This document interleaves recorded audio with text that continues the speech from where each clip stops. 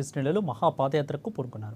పెద్దపల్లి జిల్లా గోదావరి కని పట్టణ చివరలో గోదావరి నది నుంచి బీఆర్ఎస్ పార్టీ ఆధ్వర్యంలో మహాపాదయాత్ర నిర్వహించారు.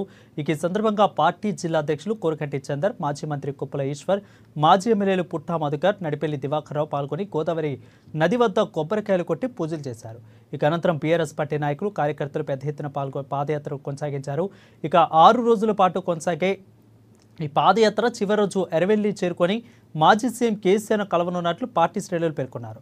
తెలంగాణ రాష్ట్ర సాధనతో పాటు మాజీ సీఎం కేసీఆర్ రాష్ట్రాన్ని జలసిరులతో సస్యశ్యామలం చేశారని కోరకంటి చంద్ర స్పష్టం చేశారు.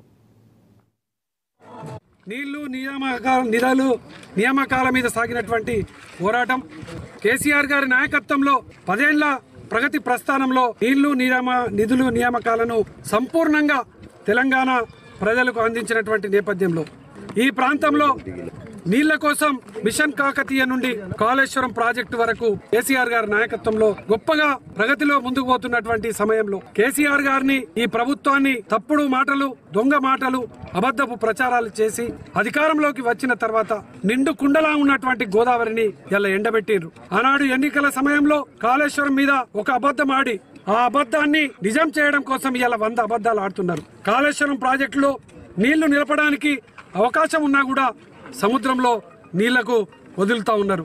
ఇటువంటి పరిస్థితులలో ఈ ప్రాంతంలో ఉన్నటువంటి తాగడానికి నీళ్లు లేక, సాగు భూమికి నీళ్లు లేక ఇలా పొలాలన్నీ